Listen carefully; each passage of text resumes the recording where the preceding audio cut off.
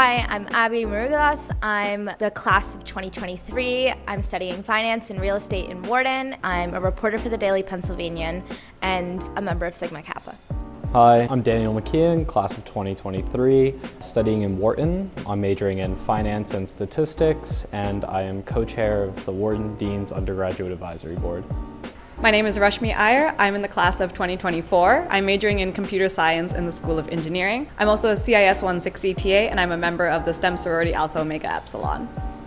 My name is Kofi Nightingale. I'm in the School of Engineering, class of 2023, studying chemical and biomolecular engineering, and I am currently the co-captain of the American Institute of Chemical Engineers ChemiCar Division, and I'm a part of the National Society of Black Engineers. Hi, my name is Tori Borlace. I'm class of 2022 in the college studying PPE and criminology, and I'm the former UA president.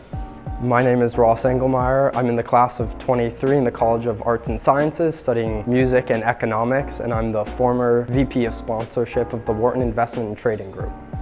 Hi, my name is Casey Chang. I'm in the class of 2022 in the School of Nursing, studying nursing, and I formerly served as president of APANSA, the Asian Pacific American Nursing Student Association. Hi, I'm Jonathan Zhu. I'm in the class of 2023 in the School of Nursing, studying nursing. On campus, I'm involved in Renewal College Fellowship, and I'm also involved in nursing innovation and clinical research. Question 1.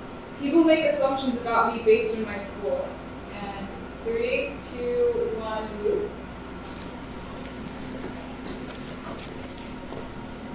Yeah, so I guess when it comes to making assumptions about people at Penn, I think there's one school everyone just always has some implicit bias towards, and it's Wharton. People make assumptions about being either, stuck up or pretentious, or being a sellout if you go to Wharton. Yeah, so I'll just continue to rag on Wharton, to be honest, because amongst my social circles, there's kind of a meme where anytime, we compare ourselves to Wharton, we kind of rag on them Wharton kids are partying Wednesday through Saturday, while we're doing homework up until the wee hours of the night. But I mean, I understand and I agree with your points, and it's the same thing with engineering students. I mean, most people think, oh yeah, you're pretty smart. You do a lot of work. And I'm like, bro, I'm the biggest waste man I know. I barely do stuff.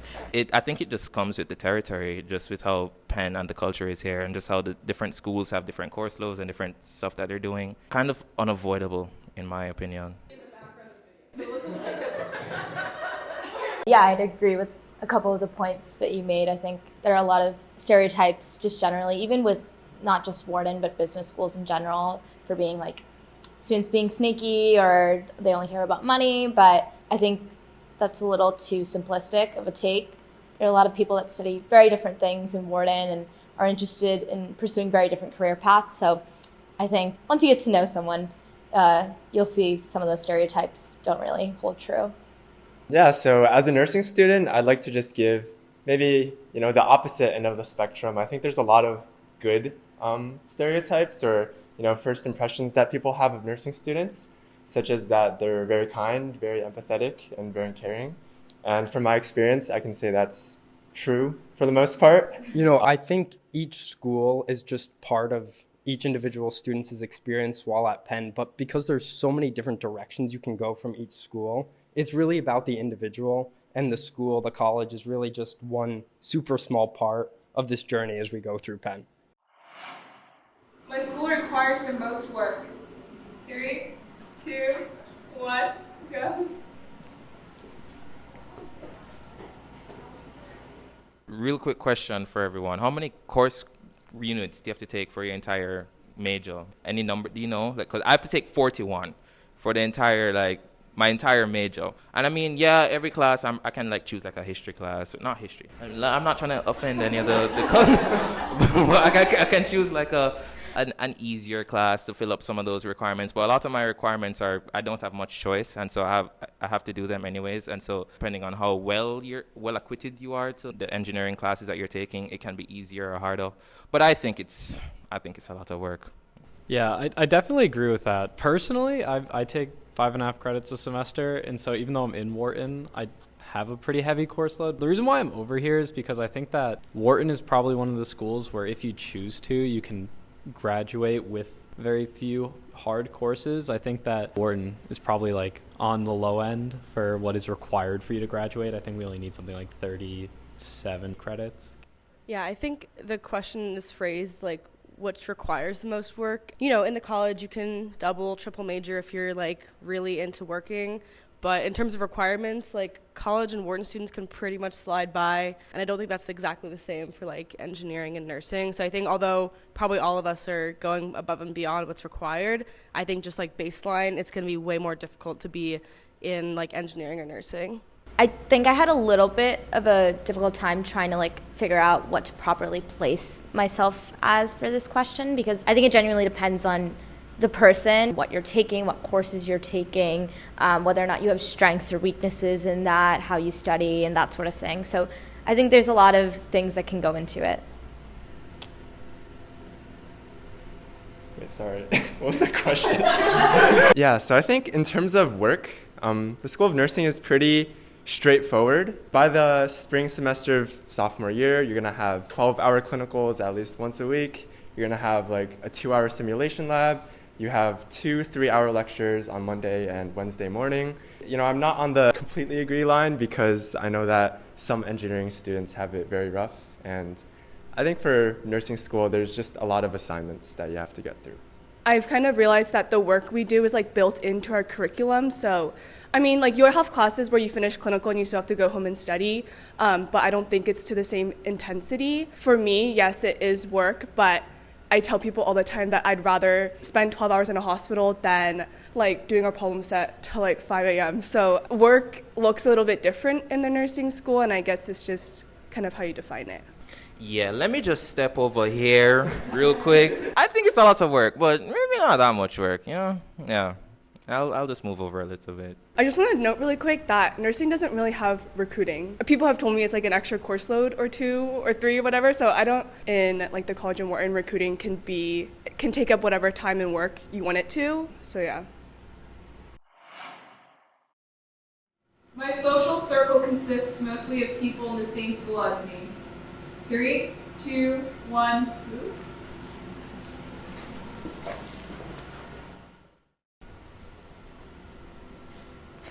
Okay, so I'm in a STEM sorority, so then most of my friends are people who are studying STEM majors, but then there's STEM majors in the college, like a bunch of like pre-meds. I ended up meeting a lot more nursing students as well, which was nice. So kind of everywhere.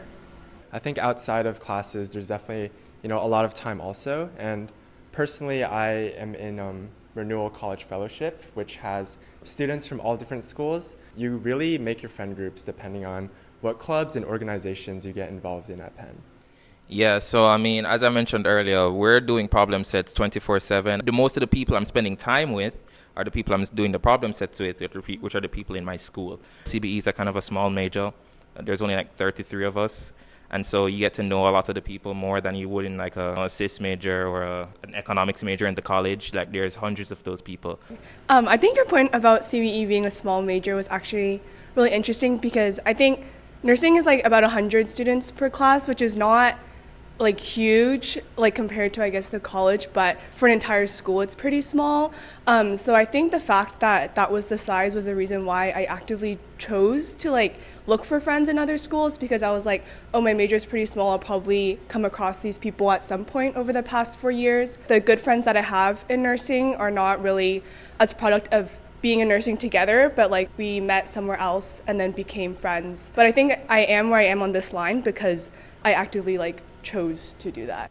Yeah, I mean, I just wanted to say I want to make nursing friends, but I don't see you guys at all on campus. Like, I don't see you. That's a good point that you raised. It's kind of an active choice when you're in a small group like that, because when you're in a larger space, you're bound to meet more people and have that capacity to expand your circle more. So obviously being in the college, there's a lot of people, but also my major, PPE, is one of the biggest majors that exist. So I kind of find my experience similar because there's PPE kids everywhere. I'm like, oh, I guess I'll be friends with you. Like, I'll have to suffer through these big classes with you. So I might as well make as many friends in the college as I possibly can. I definitely feel like even though I'm not in like a 100-person like school, I still have most friends in the college because of my major. My school has prepared me for what I want to do in the future. 3, 2, 1, move.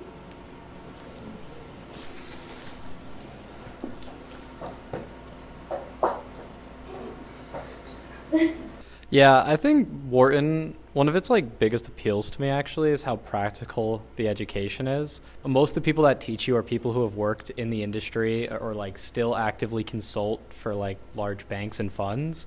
Most of the questions I get asked in interviews are things I've learned in class. Most of the work I've done at my internships thus far are things I've like already done in class. You probably learn more than you even need in the classroom for your career, and it's very applied and practical in that way.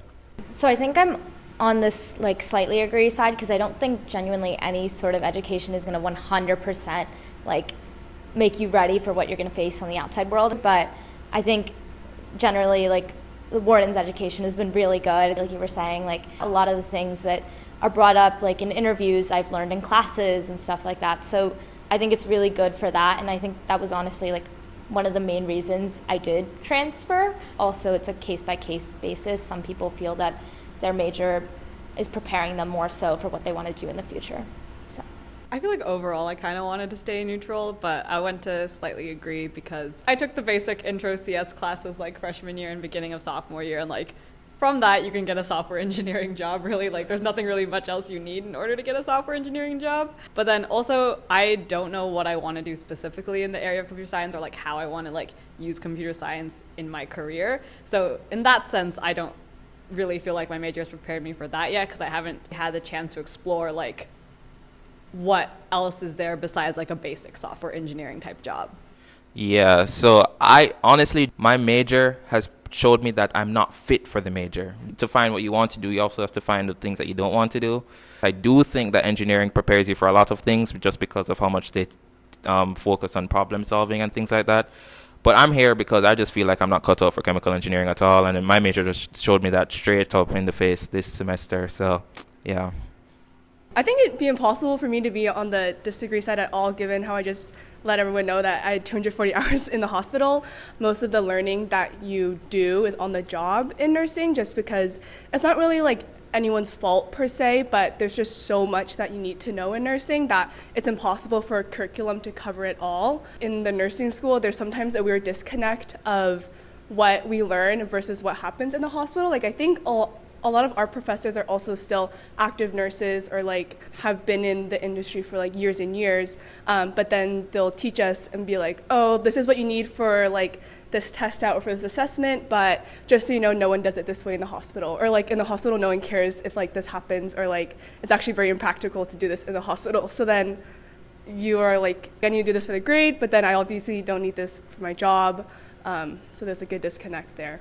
Yeah, I think just to add on to what Casey said, through all that clinical experience, some people find, oh, maybe bedside nursing in particular isn't for me. I think Penn Nursing is starting to do a better job of sort of showing like what other options exist for nurses, because nurses can really do a lot. So I think more exposure could be given to those areas. As a student in my respective school, I feel valued by Penn. 3, 2, 1, move please. Yeah, I walk into Huntsman Hall, I'm like, Wharton people are valued. They have escalators, the hell? But I mean, I'm not on the strongly disagree, because I feel like there is some support and value that Penn does give to engineers. I mean, even I feel like in the College of Arts and Sciences, there's a lot of stuff there that Penn really throws resources into. As Tori said earlier, compared to other things that they do for other schools, I feel like as if, maybe they don't really care about engineering that much. So I think I might be able to offer like a little bit of a unique perspective on this. So I actually applied as a PPE major in the college, and then I transferred into Wharton. There was definitely like a couple of little privileged things that I noticed in Shift, like access to all the GSRs in Huntsman and ARB, free printing, or a bunch of like free food events that are just like exclusively Wharton students, special like networking stuff. Like Wharton has its own formal, engineering has its formal, nursing has its formal, but college doesn't have a formal. So stuff like that, like it's small things, but I think that adds to how much value I think we get maybe over other students. I guess when thinking about the opportunities that exist as an econ major who has a lot of overlap, whether it's in Wharton clubs, friends in Wharton, I really haven't seen that there's any opportunities that I can't have access to, even if it requires maybe a little more digging. Yeah, I feel like I exist, I guess, I think I would have felt valued if I didn't see how much Penn valued other people compared, and like what their resources and capacity was for like Wharton students specifically. But I definitely recognize that like going to Penn, I am valued as a person, but definitely not as much as other people.